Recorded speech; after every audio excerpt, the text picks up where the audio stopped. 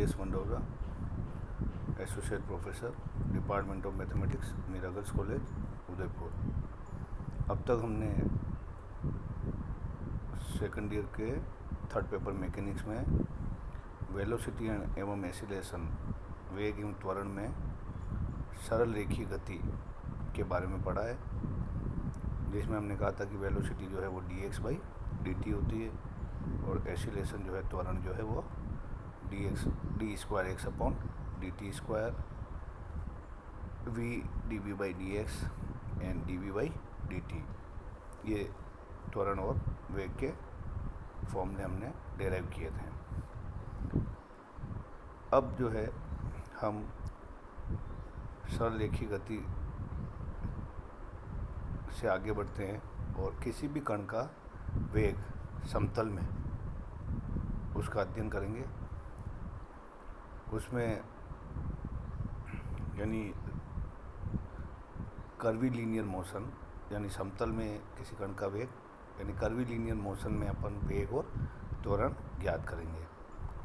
अब curvilinear motion में वेग एवं त्वरण जो हम यहाँ पर अध्ययन करेंगे, इसमें फर्स्ट उस कण का निर्देशीय अक्षों के समांतर वेग एवं त्वरण ज्ञात करेंगे।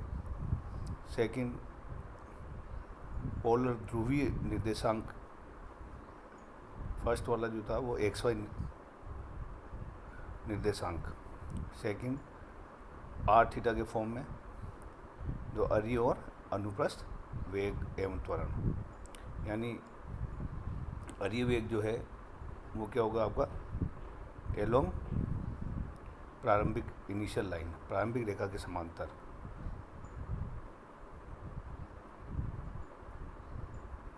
अरीय वेग जो आपका एलोंग रेडियस वेक्टर, और अनुप्रस्थ वेग रेडियस वेक्टर के परपेंडिकुलर दिशा में, लंबवत दिशा में।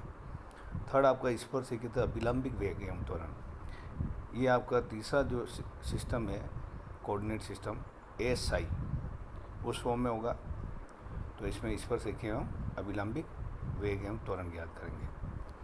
फर्स्ट, अब हम क्या करते हैं, निर्देशीय अक्षों के एक्स एक्सिस और XY कोऑर्डिनेट में बात कर रहे हैं, तो निर्देशीय अक्षों के समांतर वेग एवं त्वरण ज्ञात करेंगे।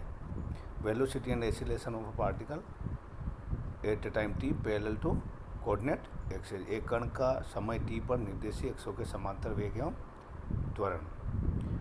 मान लीजिए कोई कण x और y समतल में गतिमान है और t तथा t+Δt समय पर यह बिंदु P और Q पर है।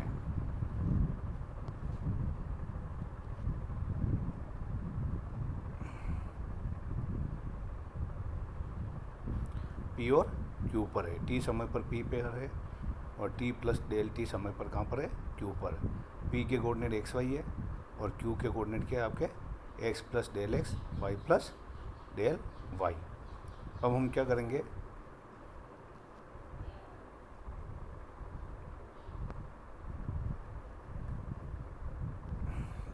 करेंगे, एलोंग एक्स एक्सिस कितना विस्थापन हुआ और उस विस्थापन में क्या समय लगा, और एलोंग वाई एक्सिस कितना विस्थापन हुआ और उस विस्थापन में क्या समय लगा, और उसके बाद अपन क्या कर लेंगे, लिमिट ले लेंगे।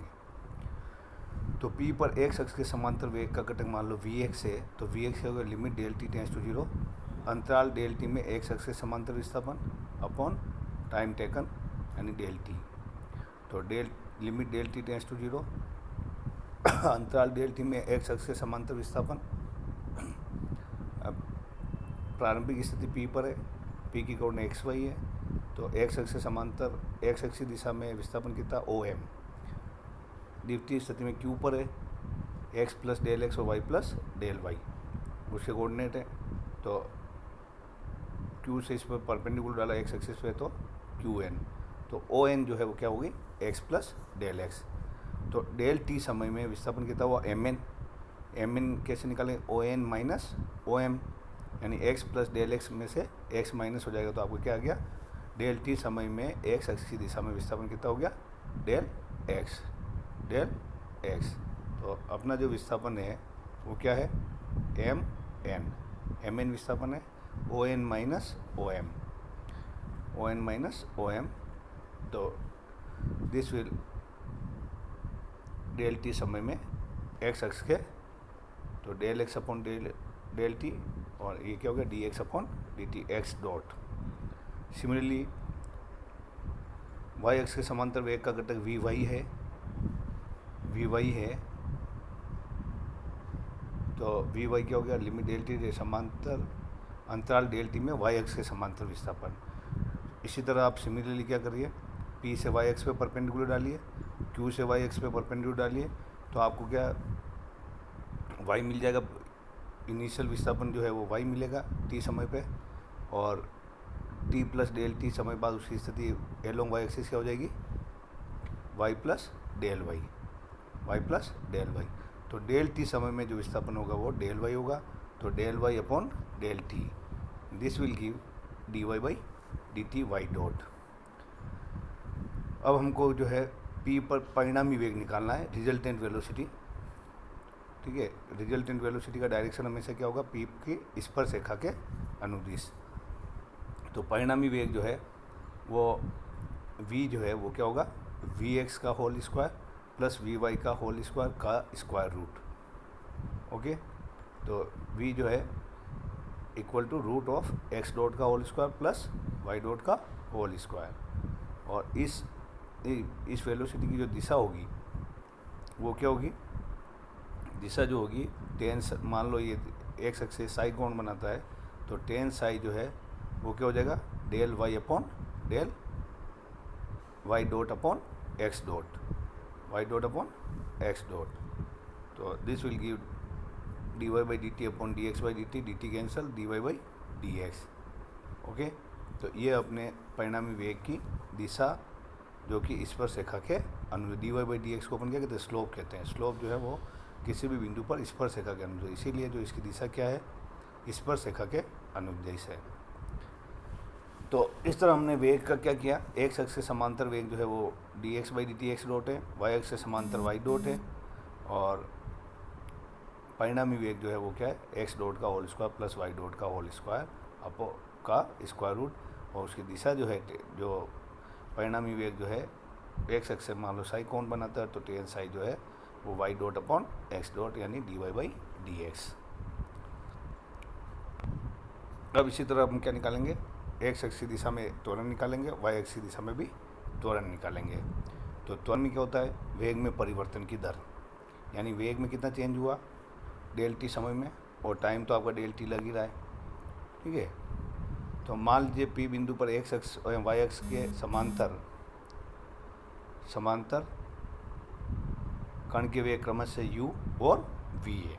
एक्स अक्ष से समांतर क्या माना p पर u वेग माना, वाई अक्ष से समांतर p पर क्या वेग माना v, और आफ्टर डेल टी यानी टी प्लस डेल टी समय पर वो मान लो बिंदु q पर है, तो इन्हीं दिशाओं पर एक्स अक्ष से समांतर वेग मान लिया u प्लस डेल u, और v प्लस वाई अक्ष से समांतर क्या मान लिया v प्लस डेल v।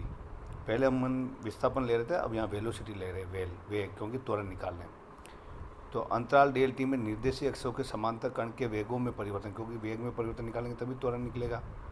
तो वेग में परिवर्तन क्या हुआ एक्स अक्ष की दिशा में पहले u था, फिर u प्लस डेल u हो गया, तो वेग में परिवर्तन क्या हुआ डेल u, और कितना समय लगा डेल टी। तो limit del t tends to 0 del u upon del t यानी d u by D t, और u हमने एक्स अक्ष की दिशा में वेग क्या है u क्या है d x by D t, तो d square x upon D t square x double dot x double dot. इसी प्रकार वाई एक्स समांतर त्वरण का घटक क्या हो गया, वाई एक्स की समांतर वेग में परिवर्तन, तो v प्लस इनिशियली v है और वाई एक्स समांतर वेग, और फिर बाद में q पर क्या हो गया v प्लस डेल v, तो वाई एक्स की दिशा में वेग में परिवर्तन कितना हुआ डेल v, तो del v upon del t d Y by D t, और वाई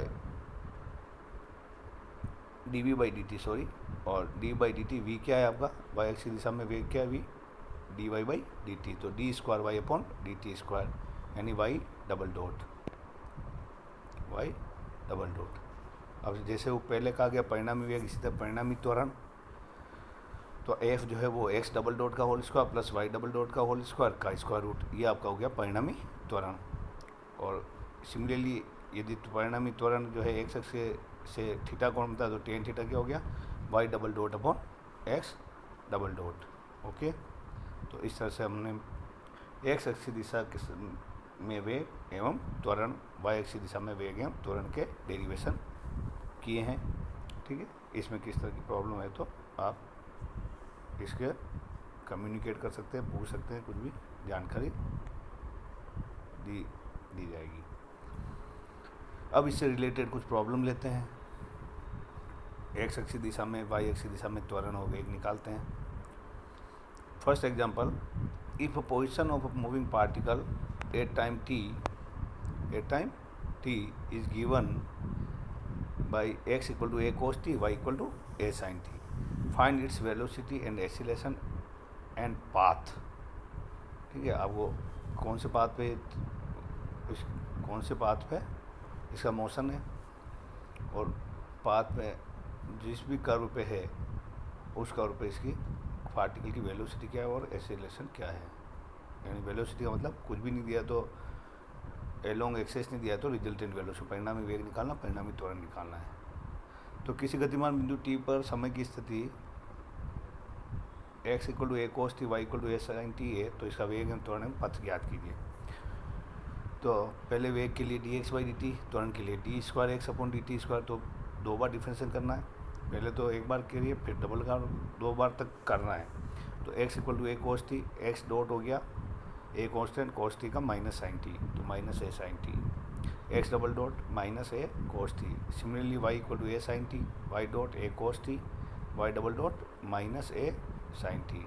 परिणामी वेग एक्स डॉट का whole square plus Y dot का होल स्क्वायर का स्क्वायर रूट, तो माइनस ए साइन टी का whole square plus a cos T का whole square का square root. This will give a square sine square T plus a square cos square T. A square common, sine square T plus cos square T, sine square T plus cos square T 1 हो गया, ए square का root a. परिणामी त्वरण x double dot का whole square plus y double dot का whole square का square root. तो x double dot क्या है, माइनस ए कोस टी का whole square, y double dot minus a sine T का होल स्क्वायर। सिमिलरली ये भी क्या आ गया आपके पास, ए आ गया।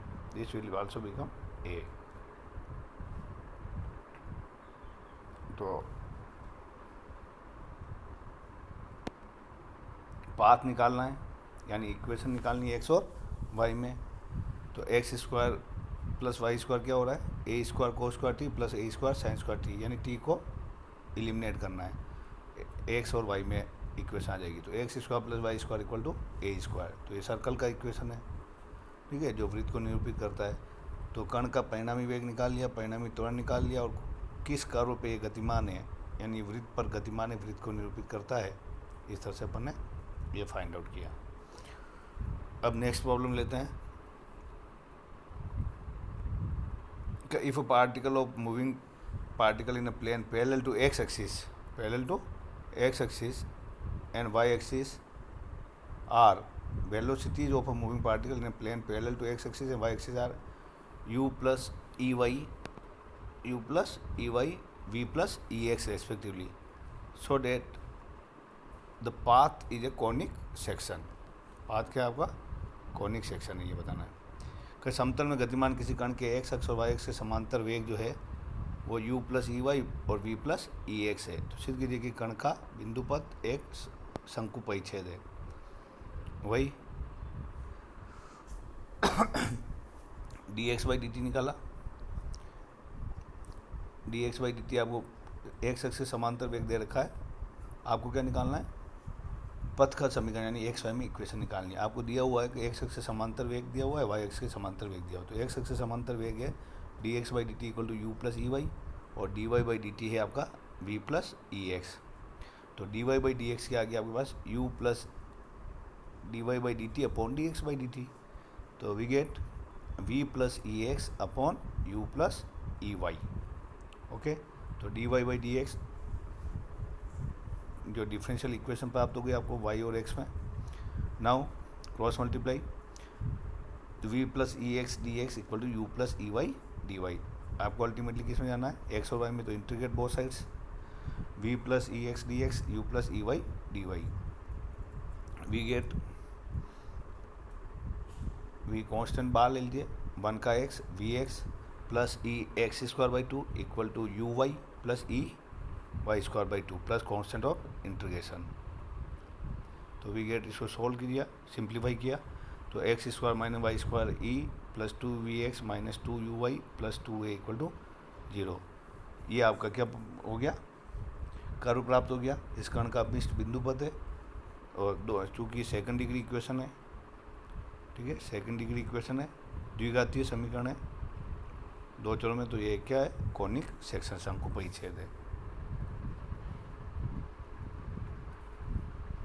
ओके, तो इस तरह से हमने क्या किया, एक्स एक्स से समांतर वेग, वाई एक्स से समांतर वेग, त्वरण ज्ञात किए और कुछ प्रॉब्लम्स हमने यहाँ पे लेके इसको आपके क्लेरिफाई किया है। ओके।